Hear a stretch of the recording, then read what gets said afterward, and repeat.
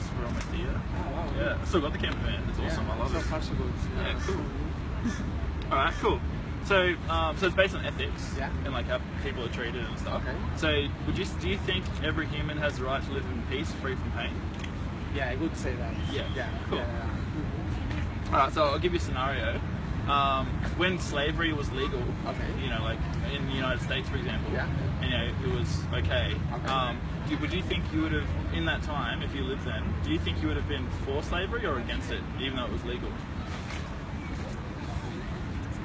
That's a tricky question. Yeah. Yeah, I would say probably it's kind of against them. Yeah. Maybe. Yeah. But I think it's not there is not a right answer, you know. Yeah. So I would say probably half and a half or so. Okay. But you would agree that it was wrong, though, hey?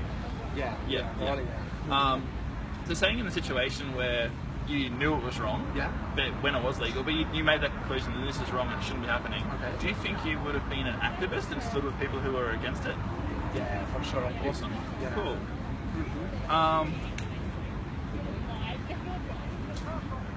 So what about like other life outside of humans, like like pets, like cats and dogs? Okay. Do you think they deserve to live in a life free from pain and suffering and happy? I would like, you know, to be on the world unified all together. Oh yeah. Vegetarian people or so. Oh cool. Because, you know, I disagree completely about how human beings they treat the animals. Yeah. You know, it's not fair enough for them. So. Oh cool. Are you a vegetarian yourself? No, I would like it. It's on my bucket list as well. So. Oh wicked. That's probably really cool. within the next few years. Yeah.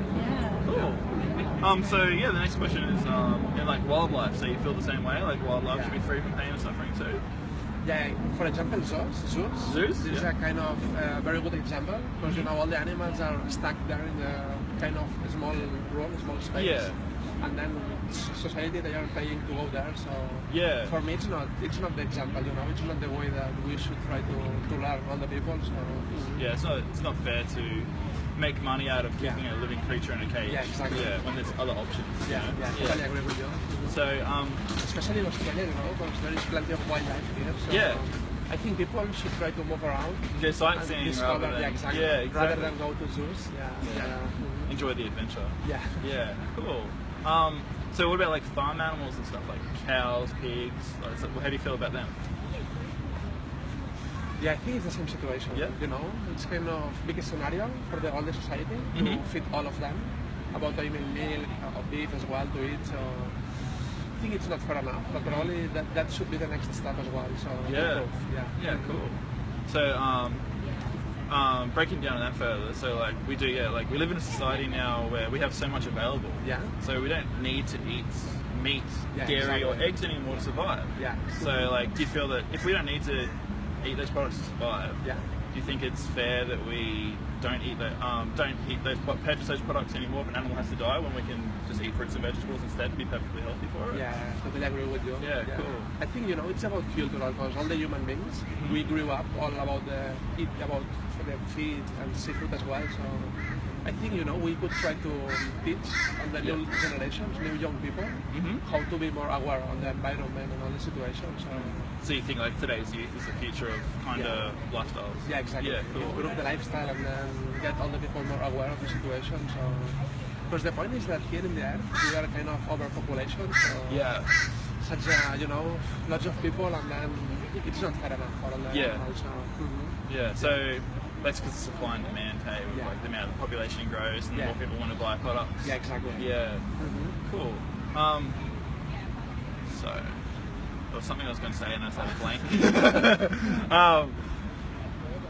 So I guess another thing you're saying is like, so at the moment with most people it's just behaviour and how they're brought up, so they're just sticking to their routine rather than, and the difficult thing is probably just switching off and changing, okay, cool, I can eat this and be healthy and an animal doesn't have to die. Yeah, exactly. Yeah. I think probably people is a bit lazy as well because, you know, they go to the supermarket and then they buy straight away the food that is there on the shelf. So I think probably people should try to ask more or wonder more about society, sustainability as well, so that kind of stuff. Yeah, definitely. Because they say that like eating animal products, like from mainstream animal agriculture, buying from the grocery store, it's an ethical issue in terms of like the animal suffering and dying when it doesn't need to. It's an environmental issue, and then it's a health issue. Yeah, exactly. Yeah. So like, we're going to have fishes in oceans before the year 2050 because of animal agriculture. It's one of the biggest causes of greenhouse gases, global warming, dead spaces in the ocean, so like there's no fish at all. Species extinction, habitat destruction, and then in terms of health, like the World Health Organization and a part of them called the IARC, which is about cancer research, they declared last year that most processed meats are just as carcinogenic as smoking, which is a pretty big deal. And processed meats have saturated fats in them too. Fruits and vegetables don't. They have really healthy fats. A lot of people aren't aware of the dairy, milk, cheese, whatever. It can inhibit iron absorption. It can make your body acidic, which can leach calcium from your bones. And they say that dairy is good for your bones. Which is not good for them. So. And then in terms of health of like eggs, eggs are high in cholesterol, and your body already produces its own cholesterol.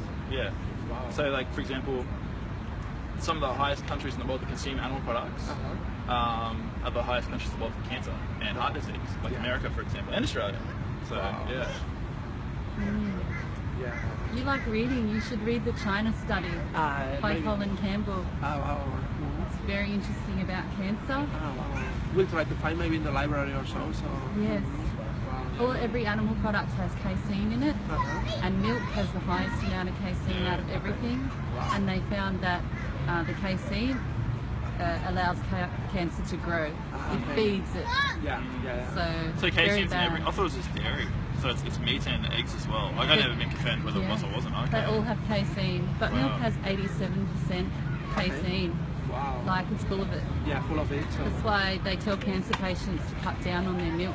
I don't know why they don't tell them to stop. But it feeds the pharmaceutical industry. So you guys, I guess, you're vegetarian, right? We're vegans. Vegan. So that's kind of like we're animal rights activists. That's it. We come on the street and the bits that people have a think about. Like you seem like a really open-minded person, so you're already considering vegetarianism. So after chatting to you today, I'd really encourage veganism because there's a lot of cruelty behind dairy and eggs. In my personal opinion, it's all wrong, but I think dairy is the worst in terms of like animal suffering. For example, a mother cow is very maternal, so it gets a strong bond with its baby. But for her to produce milk, she's forcefully impregnated, so she can become pregnant. Because she can't produce milk unless she's pregnant or given birth recently. And for us to say it's for us to get the milk, we all know what forceful impregnation is, which is wrong on any level. And then if the babies will get taken away from them very early, especially if it's a male, between 1 and 5 days. Usually the first day, they'll take the male away because the male's considered a waste product because it doesn't produce milk, not much money fattening it up and growing it. So they kill it within 5 days of its life and it becomes veal. So that mother's baby's taken away from it. Then in a short period of time after that, she's impregnated again, and then the same process. And that can happen for up to 7 years. So that mother cow can lose her baby over and over and over and over again. So even in the best conditions where she's living a happy life, her baby's still getting taken away from her. And she still gets forcibly impregnated. She follows the trailer. You can see her in the videos. If they can follow, they'll actually following her baby to the fence line. Very ashamed. So that's why dairy is really horrible because it's not natural for us. Like what humans use, what other species do you see consuming milk as an adult? What other species do you see consuming milk from another species? You know, so there's no health reason to consume dairy. There's no ethical reason to consume dairy, and it's one of the worst things for our environment as well because of the whole cattle industry. And so. And how many vegetarian people are in Australia? Do you guys know about the statistics? I don't know the exact, but I know it's in the hundreds of thousands now. And I'm certain that last year there was a statistics study done. Veganism grew by 15%. So, you know, it's on the rise up, you know. I think it's like 12% with vegan and vegetarian. So in total? About that. All in Australia. But it is growing. It's one of the fastest growing vegan countries in the world. Because you look at it like this, like there's